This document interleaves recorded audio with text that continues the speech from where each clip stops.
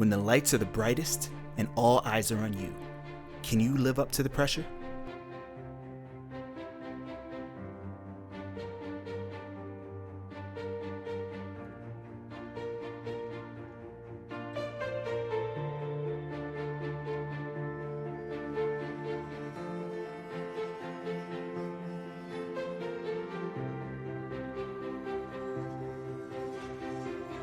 So what are you waiting for? Time to take center stage. Hey, what's up, everybody? DJ Vegas here, and I'm back with another center stage prospect spotlight. This time around, we got, I know there's Mr. Steal Girl, there's, this. Wow. We got Miss Crush Your Heart. Amber Sammons, better known as A.B. Pureblood. What's up, my lady? How's it going on? Hi. How you doing, Joe? Can't complain. I'm happy. Like, what's up? Like, long time no see. I haven't really, Right, it's been a minute. We haven't. You've been yelling at me on the timeline. I get it. I'm sorry. What? Like, I'm messing with you. I think you got me mixed up. Maybe. I'm a little turned around right now. No, I'm joking. Yeah. But no, that's so. How have you been? Like, what have you been up to? Well, right now I'm in WR. I'm actually under docation for this season. I got a few things dropping soon with Fire Six, and I got the draft hopefuls coming up soon that should be released, and so got a few things in the pot, stirring the pot a little bit, So I got some things dropping. So yeah, stay tuned for that. Keep your eyes open. That's great, and I'm excited to see that because I know, like, we've been seeing a lot. You were balling out in the combine. Frank had you ranked on his board, one of his star players of the combine, a lot of things going on. And your buzz as a prospect has slowly been, just building and building. Yep. Just over time. And it's exciting to see. And I'm happy that people are putting, in the words of Birdman, some respect on your name finally, because I've seen you put the work in. I've seen your skill and capability, and it's nice that it's finally starting to get there. But for right now, we already know a lot about AB. I'm sick of AB. I want to know who Amber is. Like, what's up? Can you tell me, like, who is Amber? Tell me, how'd you start? What's up? Where are you from? Well, all that stuff. I'm from a very small town. It's called New Lothrop, Michigan. It's actually between like Flint and Saginaw. So not a lot of people, everybody knows everybody kind of vibe. And I went to school with the same people from when I was little all the way to 12th grade. Like, they were basically like my family by the time I graduated. It was kind of cool because, a lot of people that go to schools, these big schools, they don't even know half the people they graduate with. So to me, that was, really cool to have that kind of home feeling. It's me and my brother. He's older than me. He kind of got me started playing the game because I never really wanted to play. Then he'd bug me to play. So, I got kind of sucked into it, but I started beating him. So then, he'd leave me alone. So I was good for a couple of weeks after I beat him. It didn't matter if it was 2K, Madden, FIFA. I played everything. So, but 2K kind of stuck around as I got older. But you see, I kind of got away from the game as I got older because I was playing so much in real life that I just didn't have the time because I was putting my grind in, real life. So sticks had to take a backseat. But my dad had a big influential part in that. I haven't seen my dad in a couple of years, actually. My mom and him divorced and he moved out of state. So he kind of has really no idea, this whole process of what I've been doing. Like, he has no clue. And and part of that might be me, but he's also haven't reached out either. So it's kind of on both of us, I think if I get drafted, I think I'll probably just end up, filling him in on everything. But he had a lot to do with me in real life, growing up. We were out in my driveway, shooting until the streetlights came on, flicking the porch light on. Like, that's what we did. That was me and my dad, And after my games, he was yelling at me at home after my coach already yelled at me. He was giving me, even more. So it didn't stop at the gym. It happened at home too. So, I mean, he was a big reason why I think I was so successful in real life. I got 2 state titles under my belt when I was in high school. So, I mean, I kind of had it instilled that, I knew what it took to get to that level. So I think that all that, in high school transitioned to 2K. I mean, as far as being a teammate, and communicating and working as a team, that's all that you can do in a video game. Like, you don't have to stop in real life. So I think, having that all that experience in real life too has also helped me in 2K. So but after, in high school, after that was over, I was in college and I kind of got the chance to get back on the game. I played with my college roommates. We play every once in a while, just casually. Like I never thought about playing, competitively or even have my own system. Well, then here's y'all know I met Cha Cha right at college. So I've known this guy for 10 years now. But when I met him at the time, he was like, why don't you just get your own system? Because I was, like complained to him about not having a system. My brother would kick me off it when I wanted to play. So he's like, I'll just get you your own system. And I'm like, what? He's like, yeah. And I'm like, no, you won't. I only knew him for a couple months. So it's like, there's no way you thought I was good enough already to get my own system. Well, here comes Christmas and this man bought me a PS3. Like, I was like, what? Why did you do that? He's like, because I told you I was going to do it. Like, I'm a man of my word. And that's even now, like, he's always, had my back with stuff. Like, if he said he was going to do something, he going to do it. So I'm very thankful to have, someone like that in my life because, he's never turned his back when people told him to. Like, on teams before, he'd be like, people would be in his ear, you got to leave AB, child, you got to leave her alone. She's the reason why we're not succeeding. And I know I'm an easy target because I'm the girl, you know what I mean? It's always me messing up. But in my head, I'm like, you messing up like me. Like, we're doing the same mistakes. It's a video game. Like, you can't just blame it on me, So he's like, no, man, like, I'll believe in her. Like, I know she's got potential. And now look, it's crazy. Like, he was telling his friends now, like, see, I told you AV had it. Like, I told you she could do it. Like, she's almost better than me. He won't admit it. But it's like I know he thinks about it. So that's kind of been the journey. I mean, I didn't start playing competitive until around 18, but I played from like 14 on. So I was a big park player. Like that's all we did. And we didn't stream at that time. We made accounts, but we didn't really jump into it at the time. And I wish I would have because I think I would have been so much more far along in that park time. I would have been looked at already, So but I think I've been doing okay so far as streaming aspect. I got a pretty big good following now, and got a good support system there. So I think I'm doing all right so far. I think I'm kind of where I need to be. So with my journey. So I mean, yeah, like I would have to say you've been doing pretty all right for yourself. A big shout out to Cha Cha for being such a great friend, such a great person, helping carry you. Because it's almost gonna be like that Mike Jones thing, like. Back then they didn't want me. Now I'm hot. Right now they all love me. Yeah, exactly. No, and no, I love it. I love that, and it is paying off. So you just mentioned to me that you won 2 state titles in high school for basketball. Yeah. My sophomore and junior year actually.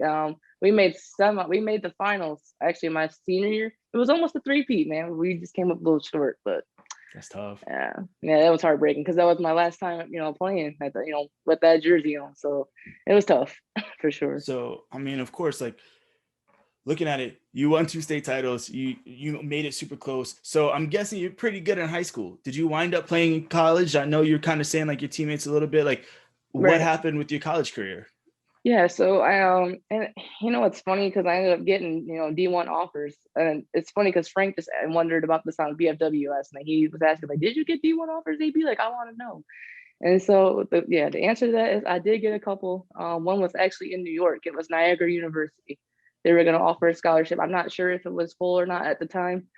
And I was really looking for a full because I come from a family where we weren't that wealthy, so it's like I was riding on scholarships, to get me there. And they were like, well, we'll fly you out for a visit and all this stuff, and I'm like, oof, I don't know. Like I got scared about it because I was fresh out of high school, and for me, like I loved being home, and I didn't want to leave my family, so I didn't pursue it. And I kind of regret it sometimes. I think about it and kick myself like, dang, I should have like took advantage of that. Why didn't I do it? But that's why now with like my opportunities is like, if I get the opportunity now, like to go to a team like this, like I'm taking it. Like ain't no second guessing. So, I mean, I did have offers and, I just didn't take them. So I wound up at a junior college that was in Livonia, Michigan, and they were a 2-year college. And so I got a scholarship to play with them. We won the NJCAA championship, for our conference, and we were really good. We had a great coach. She now coaches for I can't think of the school, but it's like a bigger school. She left to go do a bigger school. But I stayed there for the next season. And we were okay. We just kind of worked the same team, but like I had the same teammates that I had the first year, so we were living together. So I kind of already have that, roommate experience, because I had to live with 5 other girls in an apartment. So, and that was great. Living with 5 girls, I think living with 5 guys would be a little bit easier. But so in that aspect, I'm ready for that instead of living with, women. But all jokes aside, it was a good experience. And then I went to Rochester College, which is an NAIA. That was a 4-year school. I got there and, they gave me money and everything to play, and then found out I didn't have enough credits. I didn't have enough credits from when I transferred to Schoolcraft to Rochester. So I had to redshirt. And then the next year when I was all cool to play, I, got my credits up and everything eligible. Then they wouldn't give me the money to play. That's wild. So I didn't even get a chance to really play there. I didn't get a chance to really experience it, but I got a chance to learn because, obviously I was still practicing and whatnot. So it was all good. And then I kind of let it sit, on the back burner. After that, I kind of didn't go back to school. And that's why I took, some years off. And that was about, 2016, 17 or so. And then I moved out here because Cha-Cha was already going to school here at the time. He was out here when I was still at home. And then I was working at home. I was working at a Christopher and Banks clothing store. And I was a manager there for a few years. And he goes, you're living a complacent life, Amber. Like, I don't like this. Like, you're just going through emotions. Like, what do you want to do? And I'm like, you sit down and think about it, you really don't know. Like, you just kind of don't have an idea when you sit down and think about it. And he was like, I think we can need to try to, like, take 2K serious, because I was playing at the time, playing at home. And so he was like, why don't you just move up here? We'll finish out school together, because I only needed a few credits from when I went last time. And I ended up getting my degree in psychology. So I ended up finishing my credits here. And our plan was to move back home. Well, we're still here in Alpena. So we haven't done that yet, but we're still here because, we feel it's better to stay here because he's from Detroit. So it's not the best area. So when we're up here, we can just focus on the game and, stay out of trouble. That's like been the best environment for us, I think, in this trying to preparation, for the league. So I think it's paid off. My family kind of didn't like it at first. They were like, well, why don't you just move home? Like, what's up there for you? And I'm like, well, I like my job, and I'm grinding 2K, mom. Like, this, I want to make this a job. And she didn't understand at first. It was really hard. And it was hard because she's all I really got left, like, to be honest, like, my brother and her and my grandma, because I still haven't seen my dad, since he left. So it's kind of like, you guys are all I have. Like, I need your guys' support on this, because this is something I want to do and not do like the 9 to 5, or the retail jobs anymore. I want to get in there and stay in there and, get myself out there and, make a team proud. So yeah, that's a lot, but, I'm out here because I want to do this, and I want to, make it a job and make it it's something I enjoy. That's the thing too, is like, I like my job now, but this is really what I love. Like, basketball has been in my heart for, since I was a little kid and could, learn how to dribble and shoot. So I'm one of those toy, baskets. So yeah, leading up to the draft, I hope it works out in my favor. I pray every day. So I'm hoping this all can pay off. And honestly, like, I'm grateful that you even said all of that. Cause like, I've gotten to know you pretty well. Like, got to know a lot of people in the community, worked with Heart Crushers. That's how I really got to know, your team. Yeah. But I didn't know all of that. Like, right.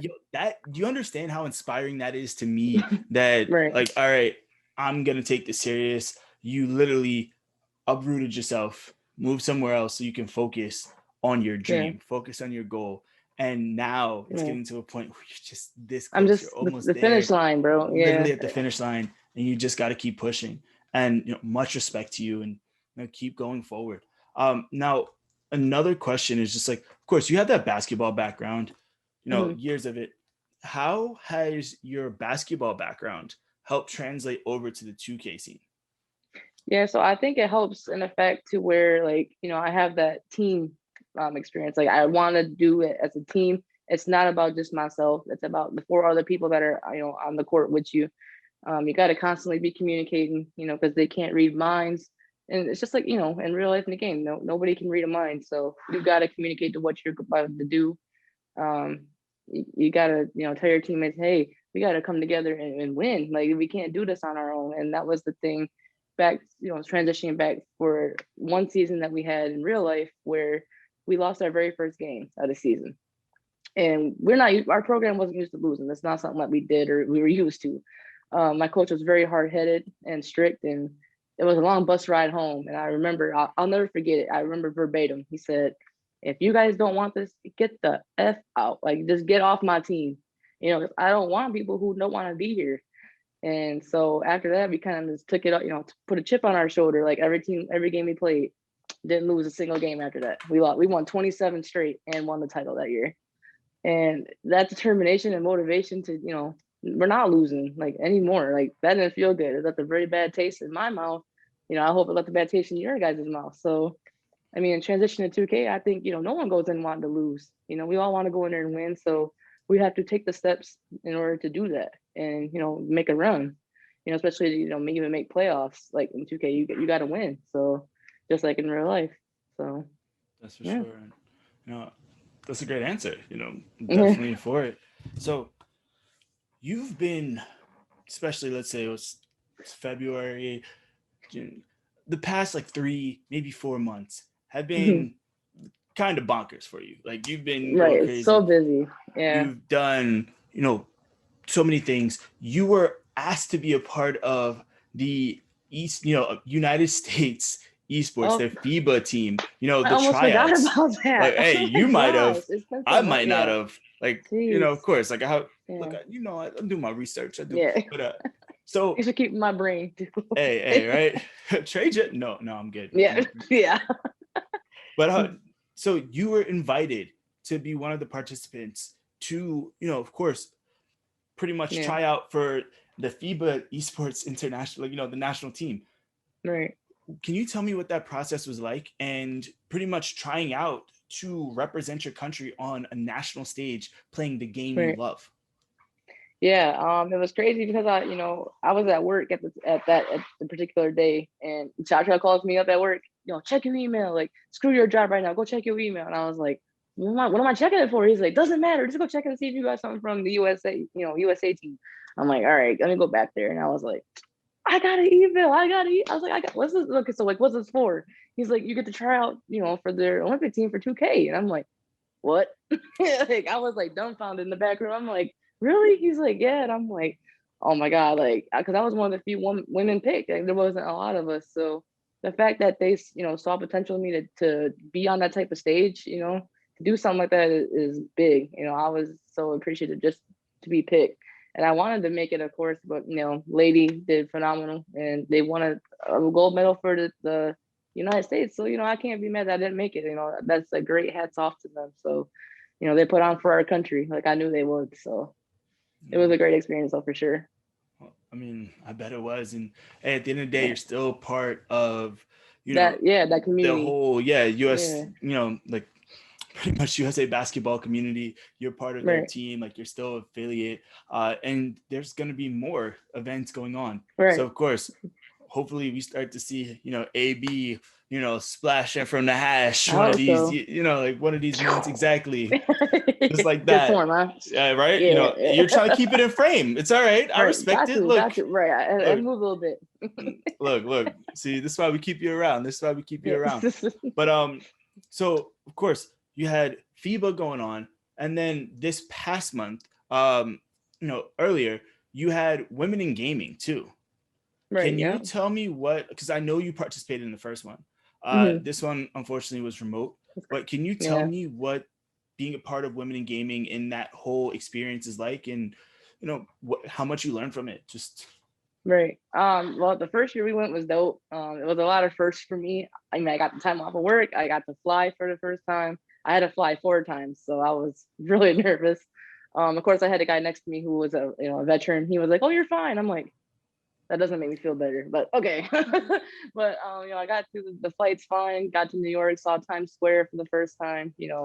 We hung out with Famous. I finally saw him in person. I was like, "You're Famous?" Like, I was like, "Oh my God, I'm seeing these people like that I've been seeing for a couple of years, like in the flesh." Like, it was a really like crazy moment. I remember going out to my balcony at the hotel and almost breaking down. And I was like, I'm here because of 2K. Like, they see something in me. Like, no one does that from where I'm from, like Michigan too. Like, come on, people are used to that, people being from New York or being from these other big states. I'm from little old Michigan, like, a little town doing something to this magnitude. Like, I was just so overwhelmed, I think, because you look out, see the skyscraper, see the bridge, and you're just like, this is beautiful. Like, a lot of people might not think that was beautiful, but I thought it was beautiful because of where I'm from, and it was just a bigger stage, So, getting to like the gameplay aspect, though, I mean, we were playing, we were having workshops with the coaches, and they were teaching us a bunch of things, breaking down like pro-am as a whole,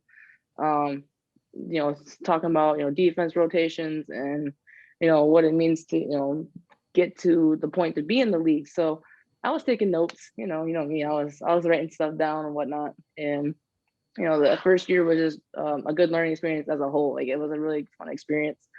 And this year, being remote, it was a little, I was a little upset. I was like, dang it, I really wanted to go again, because it was fun in person. But remotely, I think it went pretty smoothly. The coaches gave a lot of positive feedback. They of course gave criticism for things that you could always do better, which I like that part because you can always improve. You're not always doing everything perfect. So for me, it was a great learning experience for sure.